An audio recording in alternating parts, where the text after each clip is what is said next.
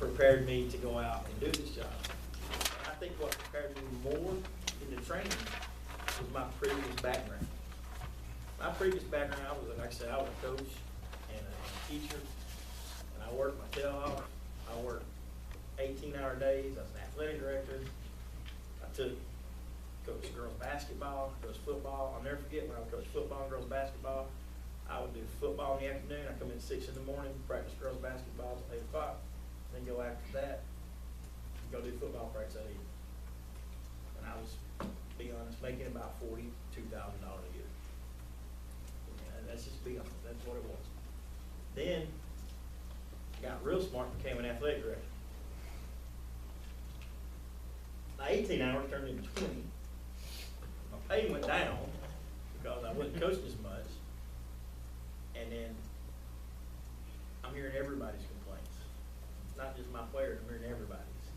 And I'm having to be a problem solver. Constantly be a problem solver. Constantly. And so when the opportunity came to take this job, I took a cut in pay to do it the first year. I was making $62,000 a year up here too, $62,000. Head girls basketball coach, athletic director. And took this job, like I told you, I doubled my salary plus some in a matter of 2 years.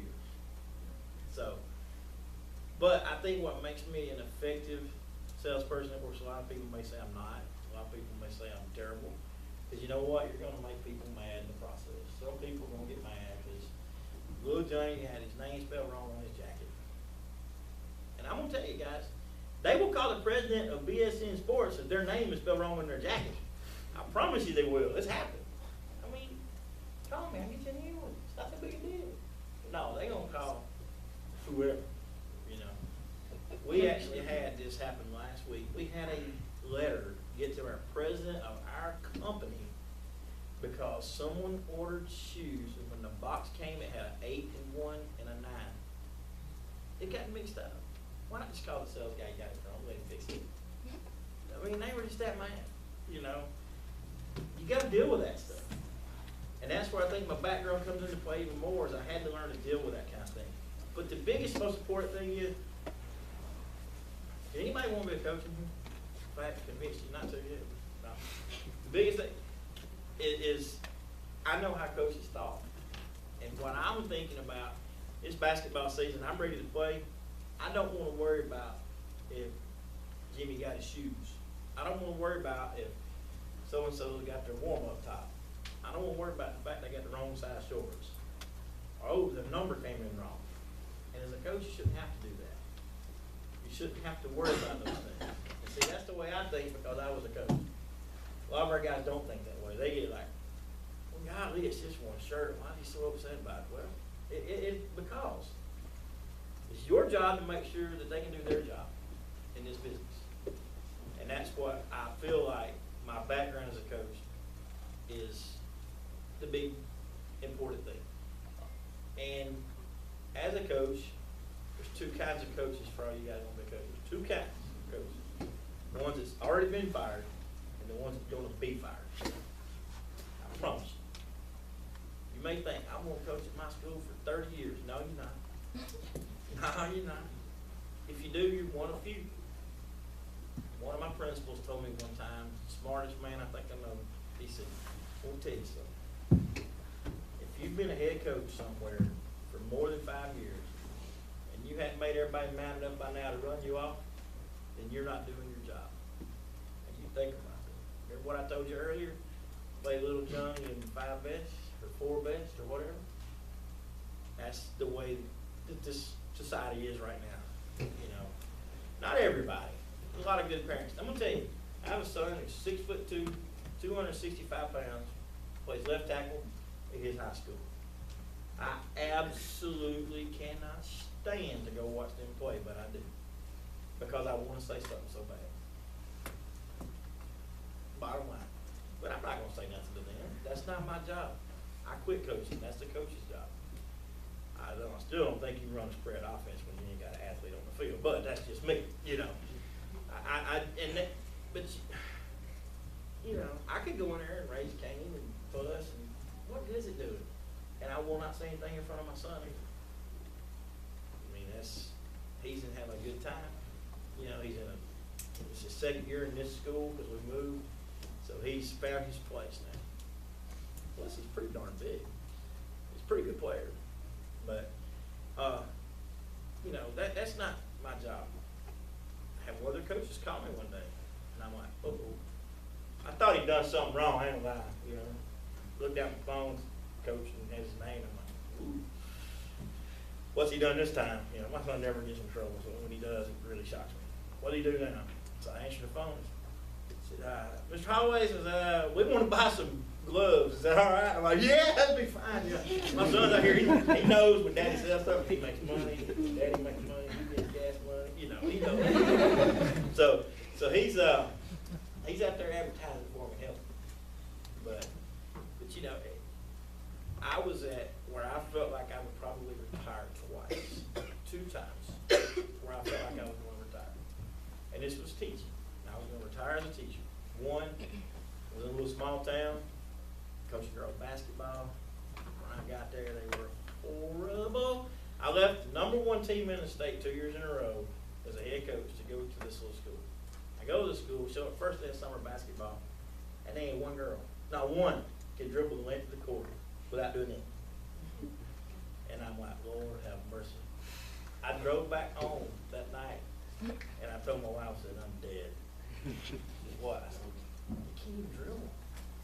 Well, I guess you'll be a good coach now, won't you? Because everybody teaches me, well, when you're #1 in the state, you got players. I don't care. When I have 5 starters, the shortest girl's 5'11", and she's a point guard, I'm a pretty darn good coach. Because all I had to do was sit there and do this. You know, you learn what kind of coach you are when we don't have players. So we took this team, had not been to the state playoffs since 1956. That's how long ago. None of us were born then. Some of y'all were even born out of there, probably. But anyway, first year we won 10 games. They was ready to name the street after. Yes, they were. Second year, we moved up in classification. We won 13 games. Boys team was so bad, they would come watch the girls and then leave. Seriously.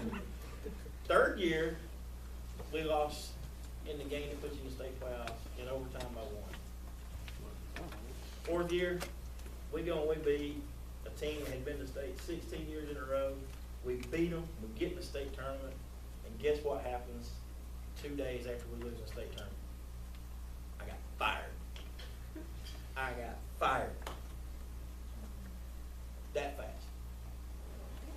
You say, why did you get fired? You just say, but yeah, it had nothing to do with what happened on that basketball court or in that classroom. We went to summer basketball camp. Principal's daughter had boys in the room. I called the principal's daughter's daddy to come get her. And she held that grudge and she fired me when the season was over. And not only that, she told me that's why she fired me. That I mistreated her daughter. So this one, you don't know when you're safe in coaching. You may think, I mean, come on, guys. This was 2005. 1956 to 2005 and never made the playoffs. What make the playoffs? You'd think you'd get the name of the school after. I mean, really. And the boys were so bad, they didn't come to watch the end. We started playing the girls game second sometimes. Seriously. Just so people could come watch the boys. They were bad. This is no joke. So, I feel pretty comfortable, right? So I'm all happy. We just built a house, got it, you know, everything. And I'm thinking, this is where I'm going to retire. Love this little town. Still to this day, love this town. But I get fired. So now I'm like, uh-oh, what am I going to do? When the good Lord's looking out for me, I got a head football job in Tennessee. So I go and take this head football job, and like the same situation, sort of. We had 2 schools that merged. Has anybody ever been involved in that? 2 schools? Yeah. Could you imagine putting Central and Carrollton together in one school? Well, this is about what this was like. They absolutely hated each other. I had a football team that was divided by parents, not the players, the parents. If I started this quarterback, I was favoring this school. If I started this quarterback, I was favoring this school. You know, but I just did what I had to do. So we go there, 5-5. Okay. Oh, by the way, 11 years, never been to playoffs. Second year, I'm there, we make the playoffs. We go to the second round, and I'm feeling cocky. You have this tendency to get cocky when you're a coach, just to let you know this. Be careful. You can get feeling cocky.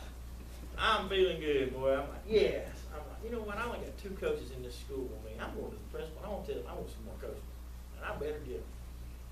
So I go into the principal's office. I said, look, I only have two coaches, and we were 5A school. 2 coaches in the building. What's me? It's 3 coaches, then community coaches. I'm not going to get into community coaches too much, but anyway, that goes back to daddy, and but anyway. I go in, I say, look, I need to hire at least 1 or 2 more coaches. I know we got a couple of teaching positions. Can you help me out? They put a hiring freeze on, I can't do it. So I don't get to hire any coaches.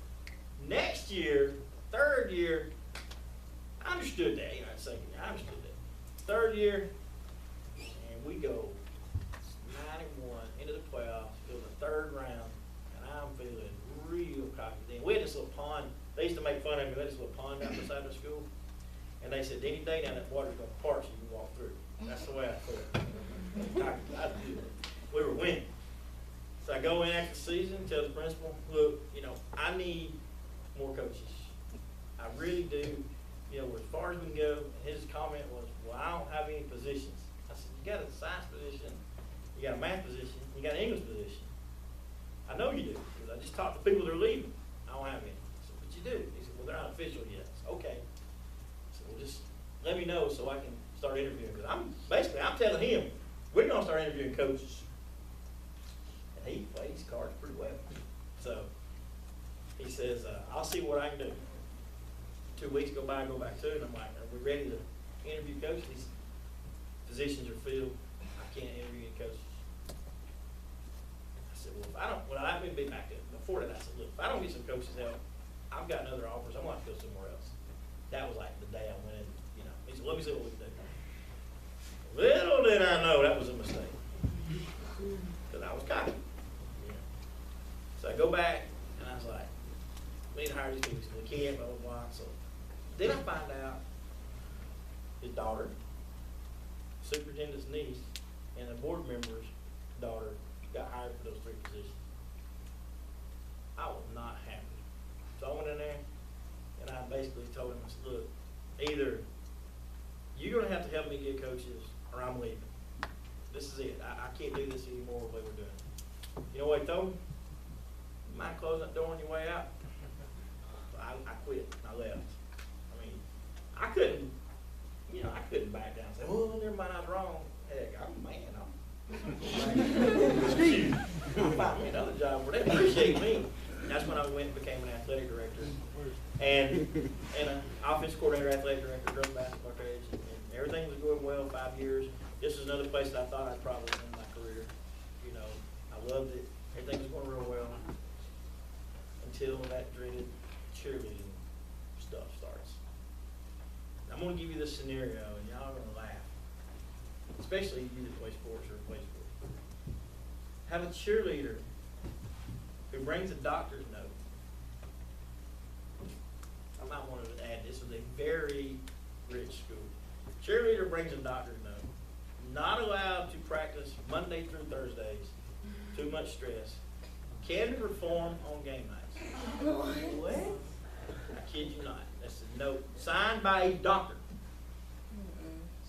And I said, no. No. Absolutely not. So I just can't do it. We get on the bus going to Grady High School to play a game down at Grady Stadium. Get a phone call from my interim principal. That's the first problem, interim. Don't ever work interim together. Interim principal, and he said, you got to let her cheer tonight.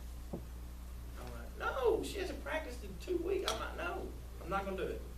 Yes, you are. You got to let her do it. I'm not going to do it. Hung up the phone. Got a little cocky, yeah. But I'm standing my ground, guys. You got to stand for what you believe in. I don't care what you do. Stand for what you believe in. But I still, to this day, think I'm 100% right. Her mom jumped the fence. Oh, the assistant superintendent called and told me if I didn't, I was going to be fired. So I told her to let her cheer. So the coach said, well, what am I supposed to do? I said, put her in that back right corner over there when I'm about to see her. Just let her stand back there and do whatever. So she stood in the back of the cheer line. You know, her mom came across the fence, come after me. I had to get the police to get her moved out. So we didn't put her in the center front. That was her normal spot. So I kind of lost it. I got the police, got her out. Anyway, that Monday morning at 9:30, I get called to the front office, and I got asked for my keys. I was fired. Insubordination. Yep. So see, when you get comfortable, you don't. Now, granted, I fought this, and I got paid for 6 months, and never had to work a day, because they were wrong and they knew it. But I agreed if they would pay me 6 months' salary, that I would resign, so I did. And that kind of knew I had this job kind of waiting anyway. So I took this job, and it's the best way I've ever made it. So I tell you that to tell you, don't get comfortable no matter what job you have. Never get comfortable in it. I don't care if it's sales, coaching, teaching. You can trust 2 people, you and yourself, honestly. That's it. Don't trust folks. I'm not saying be mean, but always be watching out for yourself. Back to this job. This job is much the same way, but it's more performance-based. You know, I get a phone call from my manager, and he's like, we got to talk about one of your accounts. I'm like, okay, what is it? You think about these situations, how you handle it. Well, so-and-so said you're not communicating, and they don't know, and they're getting upset, and blah, blah, blah. Can you give me an example? Well, the coach told the AD that, you know, he had not gotten some gloves and blah, yada, yada. I said, yeah, but this coach and I have been talking about this for 2 months. They're on back order. We'll either cancel them or, and, you know, credit his account or whatever. He hadn't paid for them yet, so really wasn't no credit. We can cancel them or we can move to a different size, whatever. I said, this has been going on for 2 months, and each time the guy just says, let's just wait and see if they come in. So I'm like, it is exact word. I don't really need them right now, so it don't matter. It's just stop. So, you know, I go to that coach and I'm like, hey, you know, what's going on? Why? What's the deal here? He's like, nothing. I didn't say anything. I said, I need you to tell me exactly what you told your AD. Well, he came and asked me the other day if we got everything we ordered, and I told him we got everything but some gloves. We still ain't got those, but it wasn't a big deal. So yeah, things can get turned around. I believe the guy. I believe the coach really what he said. I really do believe it. But things can get turned around, so you got to always be able to cover everything and know where you're at. The best way to learn in this job is just experience. It's life experience. You know, I know everybody's got a Facebook account. I see it all the time. Study that. You ever seen them study that school of hard knocks? You know, guys, I got almost saying I got 3 degrees, and I'm selling sporting goods. But you know, no amount of this or anything else is going to prepare you for life like just being out there doing it. Because it's going to get you. One way or the other, it's going to get you. And I on my way here, I leave yesterday because I was coming down last night, and with 3 cars, a new van, a Chevy Trailblazer, 2005 Chevy Trailblazer, a 1996 Dodge Ram truck, and I got a race car, which I can't drive on the highway. Then I got a motorcycle. Okay, and let's say my life's going to get you one with other. I'm going to take the van, and my wife's going to drive the Blazer right there because it's local. You know, it's got 200,000 miles on it. We need to buy a new one. We just won't do it because it's still running. Well, this guy comes up, and like within 15 minutes before I leave, he buys this Blazer because I had it for sale. I'm not going to buy her buy it. Joker put out cash and handed him the keys. Now we're down to the truck and the van. I'm going to drive my old truck. I'd rather drive my old 96 Dodge truck than anything else. I don't care. Other than my race car. I'd rather drive that truck. Big old comfortable truck. I get in my truck, I start it up, with it reversed, and it just starts jumping. It dies. I'm like, what? Yeah, so won't start. Fuel pump went out. Now, you gotta remember I live in Blue Ridge. So I'm up here. I gotta get out here yesterday or last night. So I'm not gonna leave my wife and kids at home with no vehicle. She won't drive my son.